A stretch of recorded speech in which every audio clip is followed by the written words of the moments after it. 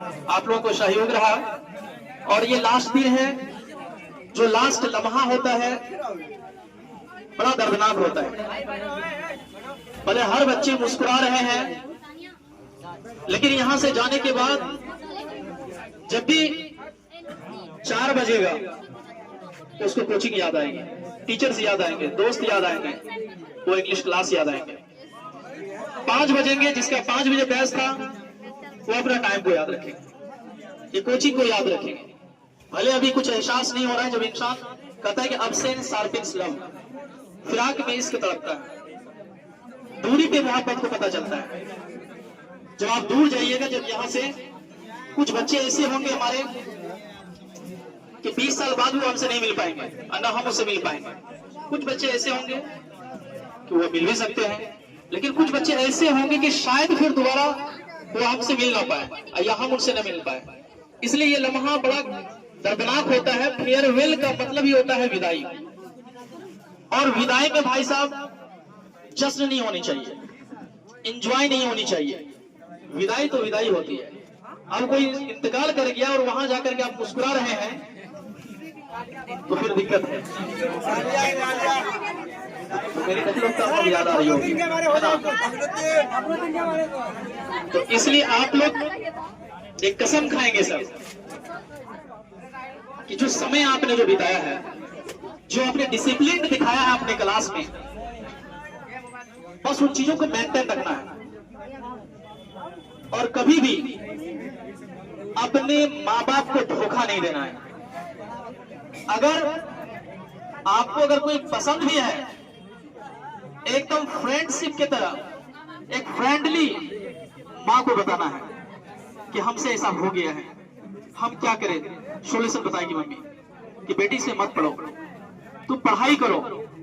जब दोस्त समझेंगे अपने पेरेंट्स को ना, तो फिर दिक्कतें कहीं नहीं आने वाली है। इसलिए बहुत उम्मीद के साथ, बहुत मोहब्बत के साथ आपको भेजा है।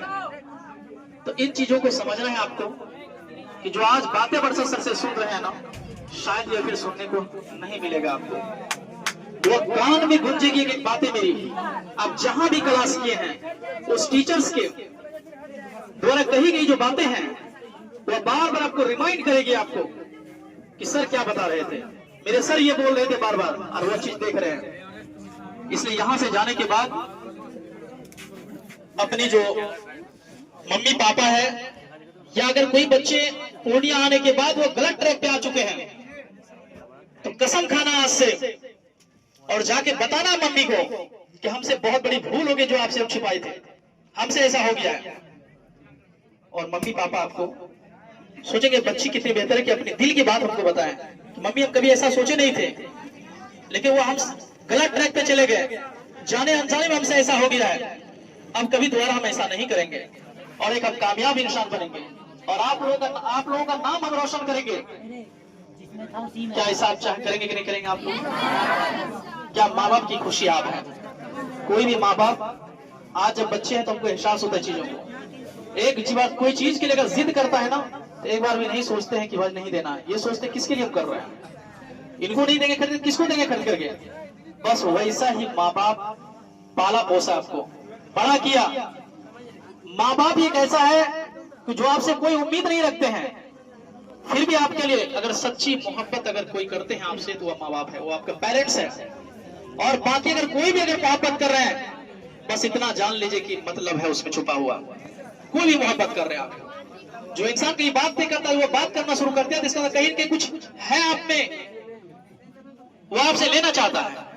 लेकिन माँ बाप बिना पैसे लिए हुए 24 घंटा अपने पैर पे खड़े रहते हुए आपके हर चीजों को लेकर के वह तैयार रहा, हर सुख सुविधा में दुख में वह खड़े रहे। अभी हॉस्टल में अगर कोई बच्ची रहती है, कॉल करती क्या खाए बेटी, तो ये खाए हैं, बड़ा एहसास होता है उनको। जब भी खाना खाते, मीट या मछली अगर वो घर में लाते हैं, ये सोचते हैं कि मेरा बच्चा क्या खाया होगा। फोन क्या खाया, तो हाँ आज तो आलू बना था। अच्छा बेटी क्या करोगे, थोड़ा पढ़ो बेटा, क्या करोगे, थोड़ा सा पढ़ना होगा ना। वो खा नहीं पाते आपके लिए। एक बच्ची 5-5 हजार रुपया 6-6 हजार रुपया हॉस्टल फी यहाँ पे करते हैं पेरेंट्स उनका, और ये चीज कभी हम देखते हैं तो हमको बहुत अपने आप में लगता है कि कैसे यहाँ बच्चे आके अय्यासी करती है। इसलिए मेरे दोस्तों को भी धोखा नहीं देना है, कुछ सीख के यहाँ से जाना है। और सब एक जैसे बच्चे नहीं होते हैं, कुछ बच्चे यहाँ से तौबा करेंगे हमने जो गलत रास्ते पे चले गया तो हम कभी अब नहीं करेंगे वैसा। बस हमको कामयाब बनना है। अगर आप कामयाब बन जाएंगे, माँ बाप को बोलेंगे मुझे ये पसंद है, तो एक बार भी इनकार नहीं करेंगे। वो सोचे मेरी बच्ची या बच्चा मेरा जो है, अगर वो पसंद क्या किसी को तो कुछ तो बात है उसमें।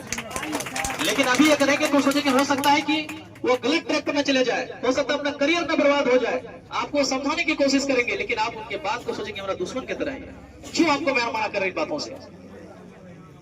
इसलिए कभी ऐसा आप ना करेंगे। टाइम भी बहुत कम है, दूसरा बैच भी इंतजार कर रहे हैं और